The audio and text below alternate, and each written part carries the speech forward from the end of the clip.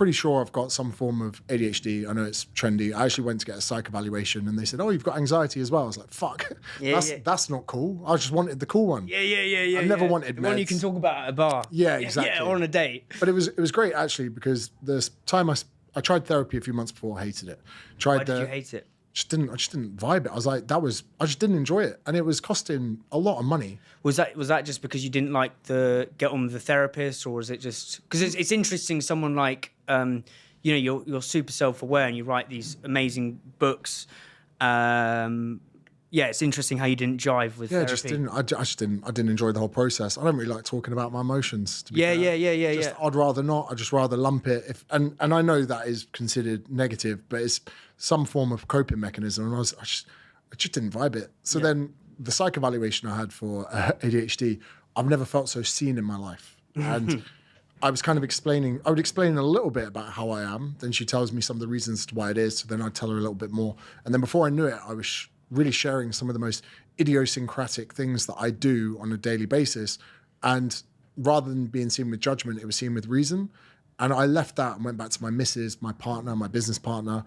And I said to them, like, thank you. I've never said thanks to them before. My chaotic mind, my lack of organization, my terrible short-term memory, all of these things that I've actually been putting on people around me, I've never even thanked them before. Same way that Luke, my manager today, will be like, here's the address, 2 p.m. Get here. This is like, here are some of the talking. Like, he literally does so much of my thinking for me because he knows where my weak spots are.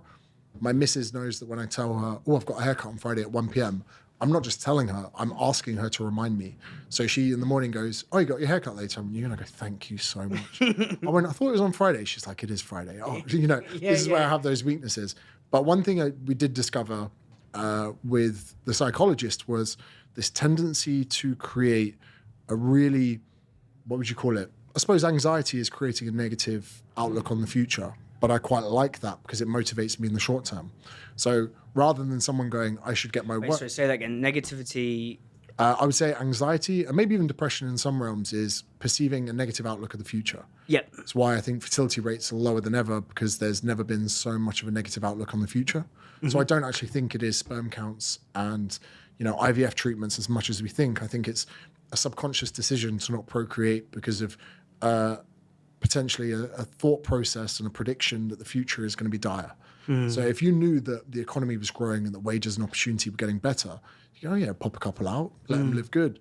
But when all you get exposed to is news, negativity and war and all of this, we're running out of this, running out of that, you kind of think, oh, I might as well just enjoy myself and not have kids. Yeah. So one of my productivity mechanisms was definitely for a long time creating a catastrophic vision of the future. So it was more so, if you don't finish your work tasks, you're not going to make any sales. If you're not going to make any sales, you're not going to earn any money. If you don't earn any money, you're going to lose the house. If you lose your house, you're moving back in with your parents. And this kind of negative self-talk would G me up. I'll be like, I'm going for a nap. And I'll be like, no, you're not. Get a couple of these down here, do some work at my desk, 9 p.m. And then I can kind of fully switch off and relax. But then when I had kids, or when I had my first child, suddenly there was something more important than my productivity. But I was using my productivity to pin up how well I felt about each day.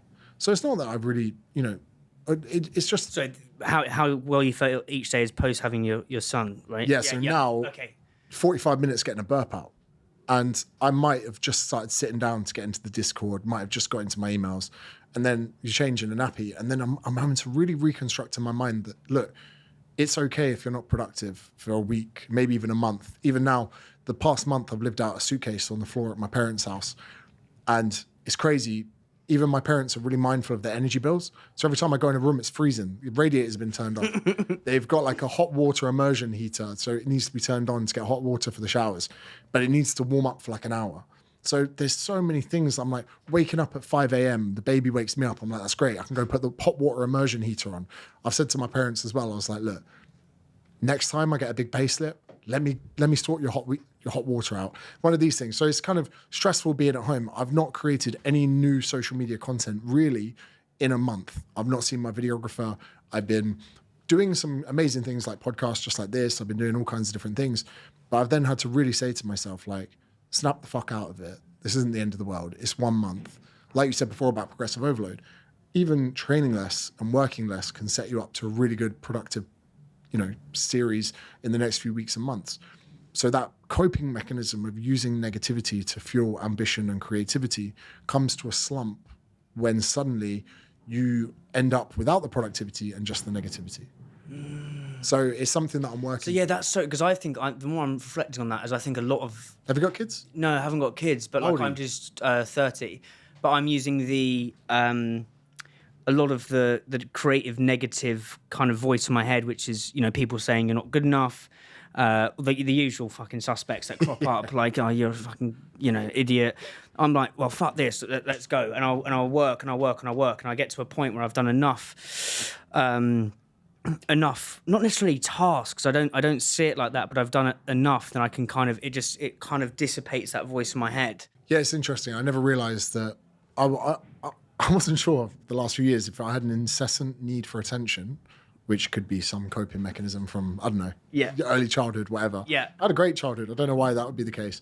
Or it's like a dopamine chasing thing. And then looking back at how much I love video games, Age of Empires, Call of Duty, whatever it was, I think it's probably a dopamine reward system where the content was just a part to play in that. That's why I get really impatient where, say I would film something really good with my mates, I want it out the same day.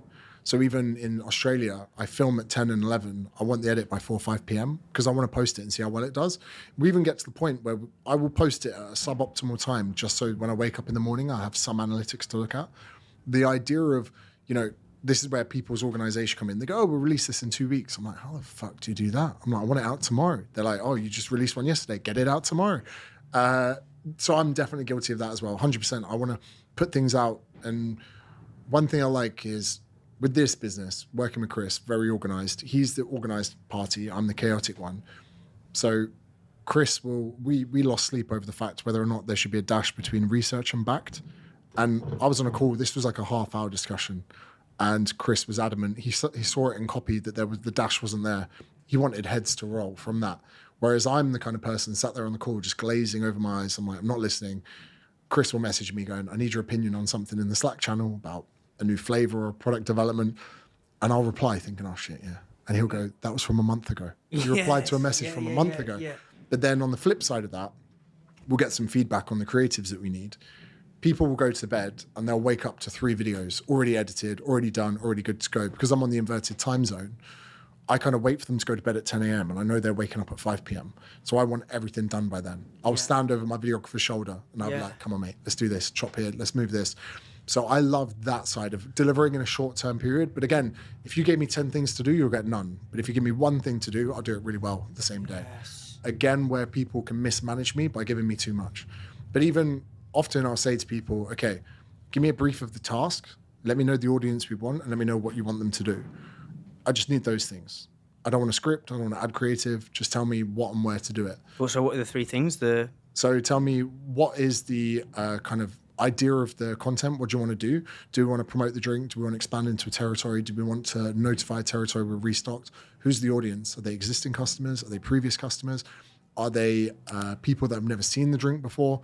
And where do you want me to send them? Do you want me to send them to the website? Do you want me to send them to a sign-up page? Do you want me to sign them to a squeeze page or try and get their contact information?